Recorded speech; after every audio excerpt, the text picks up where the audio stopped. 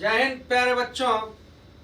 आज यार आपका इकोनॉमिक्स का दूसरा क्लास, इकोनॉमिक्स का यार पहला क्लास पंचवर्षीय योजना रिकॉर्डेड क्लास नंबर 25। और यह क्लास आपको यार एमटी की पाठशाला यूट्यूब चैनल के प्लेलिस्ट में रिकॉर्डेड क्लास के प्लेलिस्ट में आपको यार 25वां नंबर पर मिल जाएगा। प्यारे बच्चों, ये 33वां नंबर क्लास हम लोग रामबाण सीरीज में चल रहे हैं और मैं फिर से कह रहा हूं कि रामबाण सीरीज आपके लिए रामबाण यार साबित होगा। तो बिल्कुल पॉजिटिव होकर, मोटिवेटेड होकर पढ़ना है और ज्ञान अर्जन करना है। बच्चों यार आते हैं इकोनॉमिक पर, अर्थशास्त्र पर। उससे पहले हम लोग जानते हैं कि यार अर्थशास्त्र के पितामह किसे कहते हैं। अर्थशास्त्र के पितामह किसे कहते हैं? तो भैया अर्थशास्त्र के पितामह कहा जाता है एडम स्मिथ को।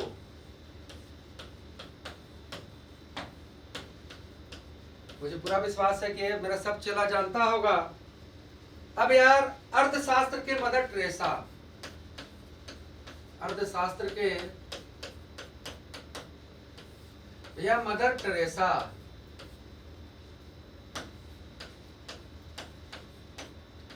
अर्थशास्त्र के यार मदर टेरेसा कहा जाता है अमर्त्य सेन को।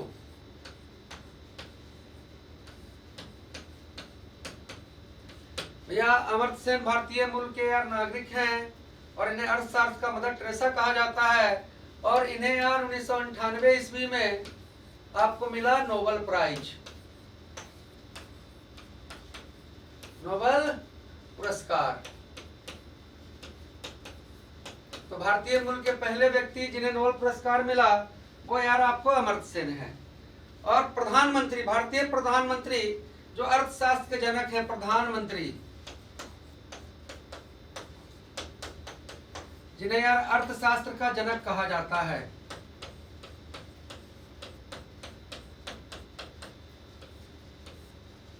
अर्थशास्त्र का जनक कहा जाता है वो है यार आपको पीवी नरसिम्हा राव।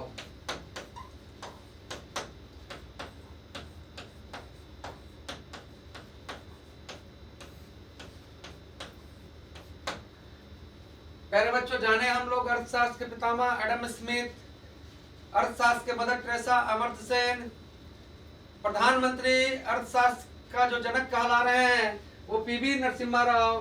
क्योंकि यार 1991-92 में बहुत ही दुनिया में यार आर्थिक मंदी आया और इस मंदी से भारत को यार निकालने वाले थे आपको यार पीवी नरसिम्हा राव। प्यारे बच्चों देखो यार इतिहास में हम लोग राजा महाराजाओं की कहानी सुने है ना। पूरा पाषाण काल, नव पाषाण काल, मध्य पाषाण काल, धीरे धीरे लोग यार है ना बसे इस धरती पर। भूगोल में हम लोग यार है ना इस धरती की परिस्थिति, नदियां कैसी है, तो झील, झरना, बंदरगाह, अक्षांश, देशांतर वो जान रहे हैं। और अर्थशास्त्र में जहाँ हम लोग जानेंगे कि जहाँ भी इंसान रहेगा वहाँ पर तो व्यापार होगा ही प्यारे बच्चों। और जहाँ पर व्यापार होगा वहाँ पर विकास होगा। अब खुद ही मान लो यार कि किसी जगह पर लोग यार सिर्फ गेहूं उगा रहे थे, पर गेहूं से तो जिंदगी चलेगा नहीं, उनको दाल भी चाहिए, चावल भी चाहिए है ना। तो जहाँ चावल हो रहा था तो कोई आदमी बीच में ऐसा था जो इधर का गेहूं उधर ले जाता था, उधर से चावल और दाल इधर लाता था। पुराने जमाने में यार कोई मुद्रा वगैरह था नहीं, तो वस्तु विनिमय प्रोसेस से सब काम चलता था कि आप मेरा यार चावल ले लीजिए और हम आपको यार वस्तु विनिमय प्रोसेस से सारा कहानी चलता था। प्यारे बच्चों धीरे धीरे विकास आया है ना, थोड़ा सा हमको फास्ट भी चलना पड़ेगा। और देखिए विकास किसी के लिए यार विकास है तो किसी के लिए विनाश भी है ना। जैसे मान लीजिए कि कोई यार आपका मतलब कि फैक्ट्री मालिक है जिसको पानी चाहिए। अब पानी के लिए यार वो नदी पर मतलब कि सरकार को पैसा देकर डैम बनवा रहा है, और डैम बनने के कारण यार है ना 500 गांव का यार मतलब किसानों का खेत डूब जा रहा है।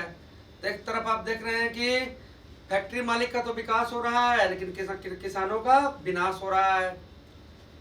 प्यारे बच्चों, चीज को समझना है। सबसे पहले आता है यार किसी भी देश का यार औसत आय। औसत आय हम बिल्कुल मुद्दे पर बात करेंगे, कहानी ज्यादा रचने से कोई फायदा नहीं है, समय कम है। अभी औसत आय क्या है ना जी? तो औसत आय है भैया देश का कुल आय, किसी भी देश का कुल आय बटे यार देश की जनसंख्या। देश की जनसंख्या। तो औसत आय का मतलब समझिए कि देश का कुल आय बटे क्या हो गया, देश की जनसंख्या। ये आपको यार किसी भी देश का औसत आय कहलाएगा। फिर प्यारे बच्चों बात आता है सकल घरेलू उत्पाद। सब चीज को, टर्म को अच्छा से, कहानी को समझिएगा। कैसे भी घूमेगा तो अब घूमना नहीं है। सकल घरेलू उत्पाद है ना जी? मतलब क्या? जीडीपी। Gross development product. अब देखिए सकल घरेलू उत्पाद क्या है? किसी भी देश का यार टोटल इनकम। पर समस्या यहाँ यह है कि कैसे हम यार टोटल इनकम निकालें। आप किसान थे, रामू किसान था,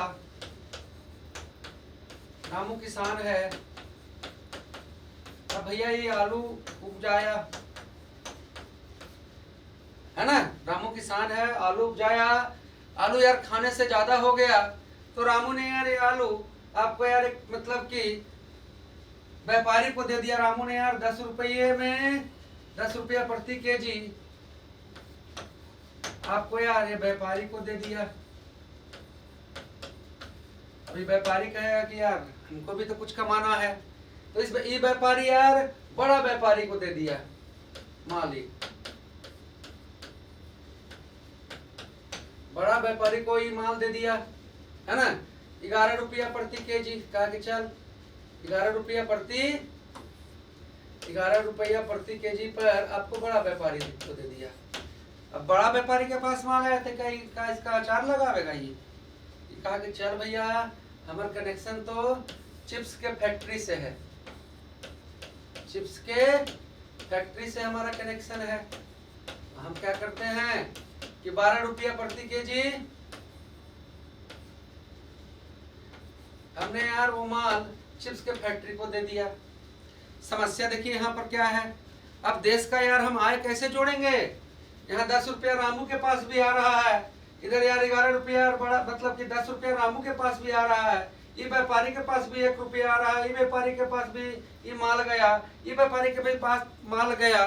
तो भैया सकल घरेलू उत्पाद आपको यार किसी भी प्रोडक्ट का, मान लीजिए कि आपका चावल है, आपका गेहूं है, आपका यार कोई मतलब कि धरती में गड़ा हुआ चीज है, उसका यार अंतिम है ना, मतलब अंतिम जहां से यार वो हाथ में चल जाए कस्टमर के, तो उसका यार अंतिम मतलब कि जो प्रोसेस है उसका मतलब कि कमाई जोड़ा जाता है। कमाई हम इसमें किसमें जोड़ेंगे? तो यहाँ से जोड़ेंगे, चिप्स के फैक्ट्री से।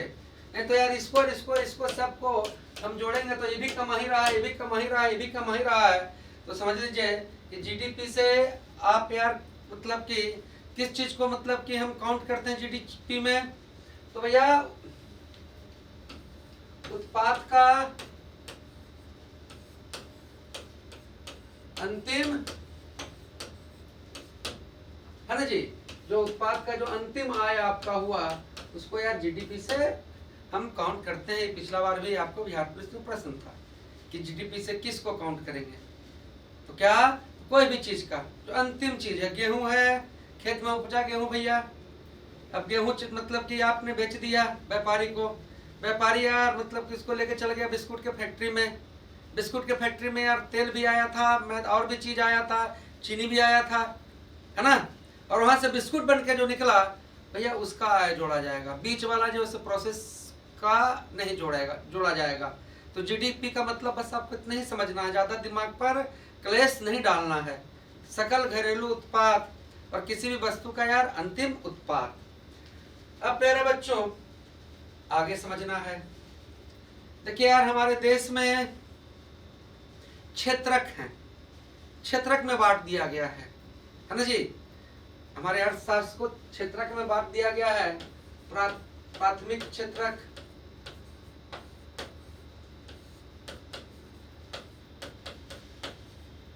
भैया द्वितीयक क्षेत्रक,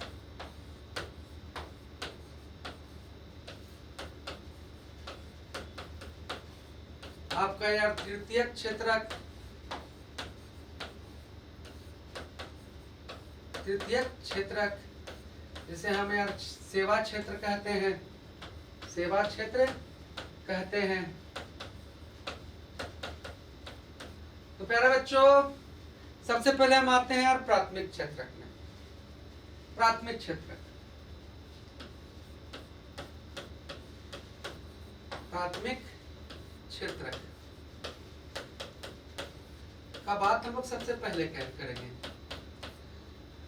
तो प्राथमिक क्षेत्रक हुआ कि यार जहां से आप मतलब कि प्राइमरी लेवल का उत्पाद कर रहे हैं, है ना जी।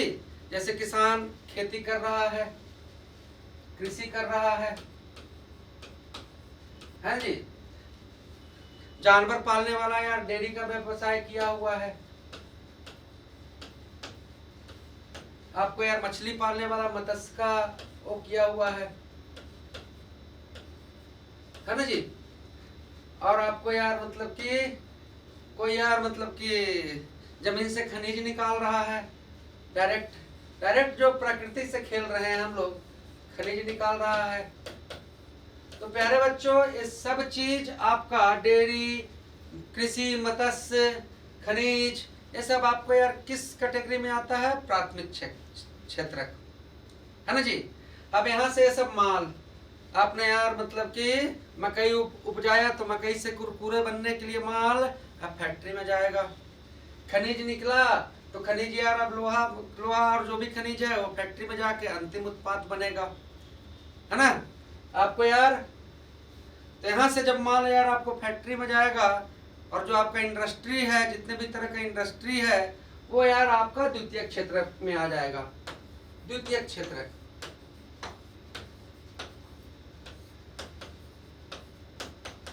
सिंपल तरीके से समझ लीजिए, क्लेश नहीं पालना है। द्वितीय क्षेत्र में आपका क्या आ जाएगा भैया? तो इंडस्ट्री। अब यहाँ जाके माल अपना अंतिम रूप में लेगा, अपना अंतिम रूप को पकड़ेगा और फिर आपके पास यार चिप्स का डब्बा, बिस्कुट का डब्बा, साबुन, सोडा, सरफ के रूप में किसी न किसी रूप में पहुंचेगा। तो प्राथमिक क्षेत्र क्या हुआ? जिसमें यार डायरेक्ट हम लोग प्रकृति से जुड़े हुए हैं और वहां से चीज को निकाल रहे हैं, है ना। और द्वितीय क्षेत्र का आपका किससे हो गया? इंडस्ट्री। अब सवाल ये उठता है प्यारे बच्चों कि ठीक है यार हमने चावल उगा लिया, लेकिन यार वो फैक्ट्री तक तो ऐसे नहीं गया, और भी लोग लगे हुए हैं, है ना। मान लीजिए कि आप 50 मन चावल उपजाते हैं, घर में 8-10 मन का खपत है, तो 40 मन चावल क्या होगा? बिकेगा। अब उसको फैक्ट्री तक पहुंचाना है तो प्यारे बच्चों आपको मतलब कि आपको यार ट्रैक्टर, ट्रक जैसा जो चीज पहुंचाना हो चाहिए। समझ रहे हैं मेरे बात को? तो ये दोनों क्षेत्रक के अलावा जो आपका यार तृतीय क्षेत्रक है, तृतीय क्षेत्रक है,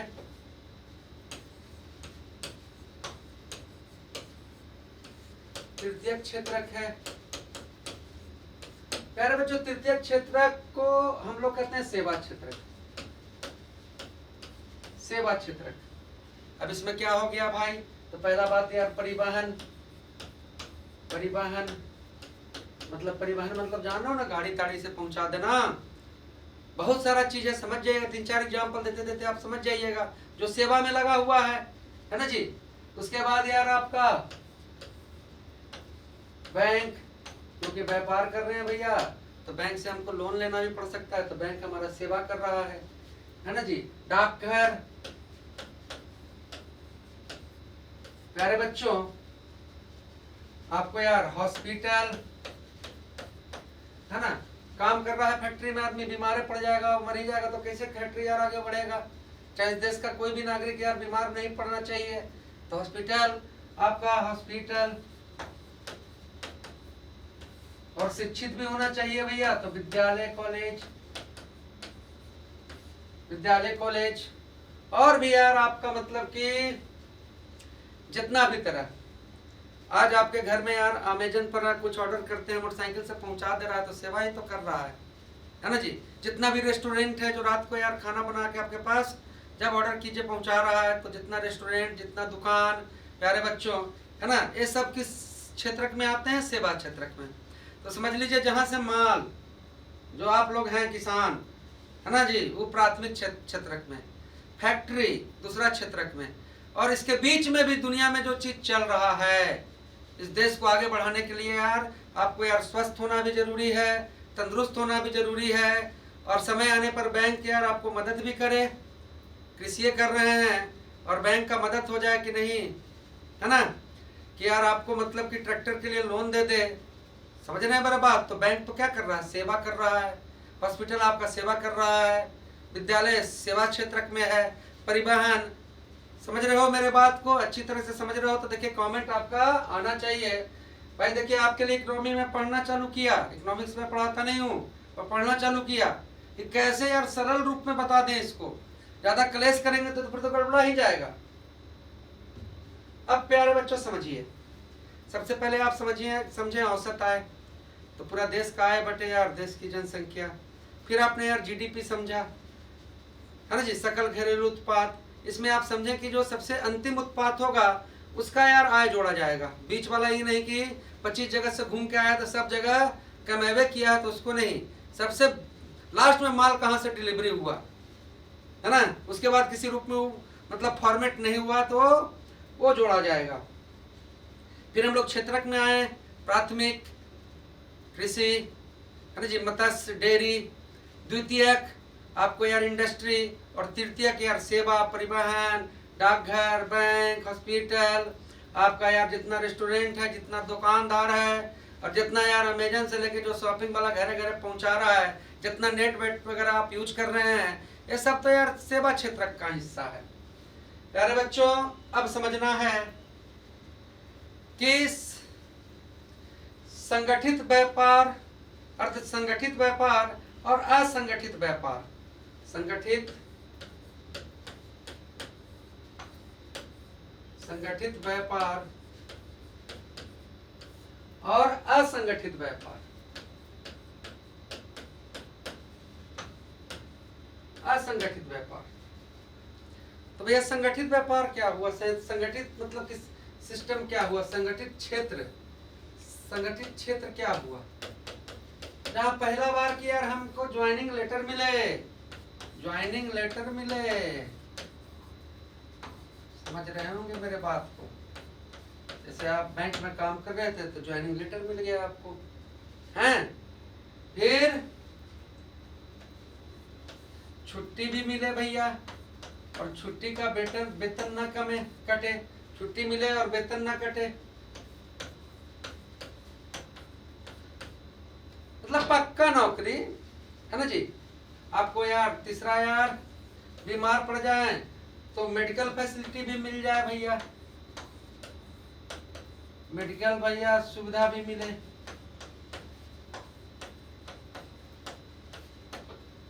है ना। ओवर टाइम करें तो पैसा मिले, ओवर टाइम करें तो पैसा मिले प्यारे बच्चों, और रिटायर हो जाए तो यार पेंशन भी मिले। ये आपको क्या हो गया, संगठित क्षेत्र। और ऐसा कहाँ हो सकता है, ऐसा हो सकता है यार आपका, तो सबसे पहला नंबर में तो यार सरकारी नौकरी में, सरकारी नौकरी में। और ऐसा भी नहीं है कि बहुत सारा आपको निजी भी कंपनी है, अच्छा आपको रिलायंस, टाटा, अंबानी, अडानी, इंफोसिस, ऐसा है ना जी, आपको मतलब कि माइक्रोसॉफ्ट ऐसी कंपनी है जो ये सब सुविधा वो कंपनी भी दे रहा है ना जी। तो आपको यार निजी क्षेत्र में भी भाई, निजी क्षेत्र में भी जो रजिस्टर्ड कंपनी है वो संगठित क्षेत्र है। लेकिन हमारा देश बड़ा विचित्र है यार, हमारे देश में असंगठित क्षेत्रों का भी कमी नहीं है। मान लीजिए यार कि कोई एक दुकानदार है जो सुबह यार 6 बजे किराना की दुकान है तो 7 बजे दुकान खोल देता है, स्टाफ भी यार 7 बजे पहुंच गया, रात के 8 बजे तक रहा, है ना, और 3 दिन नहीं आएगा तो 3 दिन का वेतन कट जाएगा, है ना जी। रोड पर रेडी लगा रहे हैं, ठेला लेके घूम रहे हैं, कोई गारंटी नहीं है, कोई गारंटी ही नहीं है ना। तो ऐसे क्षेत्र को हम क्या कहेंगे? असंगठित क्षेत्र।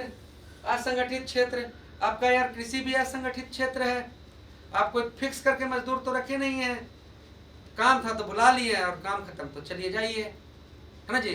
मौसम है तो बैर बेचेला, फल सब्जी बेचेला, रोड के किनारे बैठ गए, खत्म। जिस दिन नहीं बेचे उस दिन का हमारा वेतन मिलेगा। अब बीमार पड़ जाएंगे तो आपका पेंशन मिल जाएगा, अब मर जाएंगे तो कोई पूछे वाला है। तो वैसे क्षेत्र जिसमें यार कोई गारंटी ना हो वो आपका हो गया असंगठित क्षेत्र। अब आइए पहले बच्चों बात करते हैं हम लोग यार सार्वजनिक क्षेत्र। सार्वजनिक क्षेत्र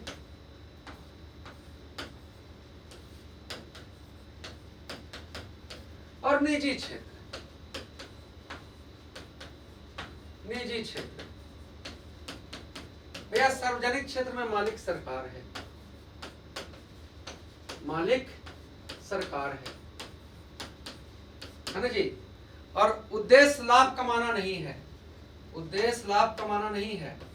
हाँ मतलब ऐसा रहे कि सरकार को कम से कम लोड पड़े लेकिन उद्देश्य लाभ कमाना नहीं है। जैसे कहा भाई तो रेलवे, तो बैंक, तो डाकघर, रेलवे, सरकारी संस्था, बैंक, है ना जी, डाकघर, है ना, डाकघर, तुम्हारा सेना, तुम्हारा पूरा सिस्टम, ये सब किस क्षेत्र में आ रहा है? तो सार्वजनिक क्षेत्र में। लेकिन जेकर मालिक यार सरकार ना हो, जेकर मालिक कोई मतलब कि समान आदमी हो, है ना जी, कोई एक अकेला अलग आदमी हो, गैर सरकारी आदमी हो, वो निजी क्षेत्र कहलाएगा। जैसे कि यार रिलायंस का मालिक आप सब जानते हैं कि अनिल अंबानी है भैया, रिलायंस हो गया, टाटा भैया, आपका यार अडानी ग्रुप, ये सब यार इस समूह में आ गया तो निजी क्षेत्र में। तो आज देखिए मैं प्रयास किया हूँ यार, आप लोग को अच्छा लगा होगा, इतना चीज समझे होंगे। तो निश्चित तौर पर जितना मैं बोला हूँ उससे 1-2 क्वेश्चन तो फंसेगा ही फंसेगा। बात अगर आप समझ गए होंगे तब, और कमेंट कीजिएगा तो फिर क्लास आगे भी पढ़ेंगे भैया। ऐसा नहीं है आपको लगता हो कि सर गुरुजी ऐसे ही पढ़ाते हैं। गुरुजी देखो भैया पूरा एनसीईआरटी फॉलो करते हैं। आपको पढ़ाने के लिए पहले इतना आज सुबह से पढ़ें, इकोनॉमिक्स हम नहीं पढ़ते थे, यहाँ देखिए भैया यहाँ तक पढ़ें। इतना पढ़ने के बाद आपको यार उतना में कंप्लीट किए, इतना का सार, इतना जो पन्ना का जो सार है जो आज के क्लास में वो सार है ना जी। तो मेहनत करना पड़ता है ताकि बच्चों को सरलतम रूप में दे सके। इकोनॉमिक्स में पढ़ाता नहीं हूँ, लेकिन ऐसा तो नहीं है कि यार बच्चा चाह लेंगे तो क्या नहीं कर देंगे यार बच्चा के लिए। अपने बच्चा भले ही नहीं शेयर करे, भले ही नहीं यार मेरा बात को समझे, भले ही नहीं गुरुजी से प्यार करे, लेकिन यार हम तो करते हैं। आज का जो क्लास यार आपको शाम वाला जो नहीं गया, कारण नहीं था कि आपके लिए यार इकोनॉमिक्स में नहीं जानता हूँ तो बिना यार अध्ययन कर किए हुए।